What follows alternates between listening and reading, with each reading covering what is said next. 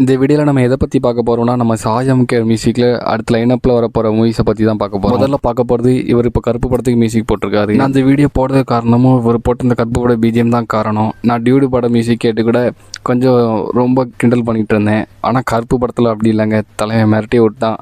நான் யாருன்னு காட்டுறேன்டா அப்படின்னு கருப்பு படத்தில் கட்டியிருக்காரு. இந்த படத்துலேருந்து இவர் மேலே எனக்கு நம்பிக்கை வந்துருச்சுங்க. இனிமேல் இவர் போடுற எல்லா படத்துக்கும் மியூசிக் தரமாக தான் இருக்குன்னு தோணுது. இதுக்கப்புறமா இவர் தனுஷ் நடிக்கிற ஒரு படத்துக்கு மியூசிக் போட போகிறாருங்க. இது தனுஷோட 51 இல்லை 52வது படமாக இருக்குன்னு சொல்கிறாங்க. நம்ம தனுஷ் சாய் அமுக்கிய ரெண்டுமே சம்பவம் பண்ணுறவங்க. இவங்க சேர்ந்தாங்கன்னா அந்த காம்போ எப்படி இருக்குன்னு நம்ம வெயிட் பண்ணி பார்க்கலாம். அதுக்கப்புறமா பேன் இண்டியா லெவலுக்கு ரெடி ஆகுது, ஹாலிவுட்டே திரும்பி பார்க்குற மாதிரி தமிழில் ஒரு படம் வரப்போகுதுங்க.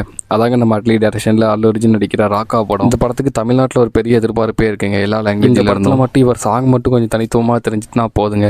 அடுத்து இளையமான் இவர் தான். ராக்கா படத்துக்கு இவர் தான் மியூசிக் போட போறாருன்னு சொன்னதுக்கு அப்புறமா எல்லாருமே கொந்தளிச்சாங்க. இவர் எப்படி மியூசிக் போடுவார் இவ்வளோ பெரிய படத்துக்கு அப்படின்னு ரொம்பவே மோசமாக இருந்தாங்க. ஆனால் இப்போ கருப்பு படத்துக்கு அப்புறமா இவர் தவிர வேற யாரும் மியூசிக் போடக்கூடாது அந்த மாதிரி ஆயிட்டுங்க. இந்த படத்துக்கு அப்புறமா நம்ம சிம்பு நடிக்கிற 50வது படத்துக்கு இவர் தாங்க மியூசிக் போட போறாரு. இந்த படம் டைரக்டர் அஸ்வின் மாரிமுத்து தாங்க. Trending director, trending music director, அவ்வளோதான் செத்தாங்க அவ்வளோ. அந்த படத்துக்கு அப்புறமா நம்ம கார்த்தி நடிக்கிற மார்ஷல் படத்துக்கு இவர் தாங்க மியூசிக் போட போறாரு. இந்த படத்துலேருந்து பெருசாக தான் அப்டேட் வரலங்க. அதுக்கப்புறமா நம்ம லாகராஜ் ஹீரோவா நடிக்கிற பென்ஸ் படத்துக்கு மியூசிக் போட போறாருங்க. ஏற்கனவே இந்த படத்துலேருந்து ஒரு வில்லன் ரோலுக்கான ஒரு பிஜிஎம் ஒரு ப்ரோமோ விட்டுருந்தாங்க.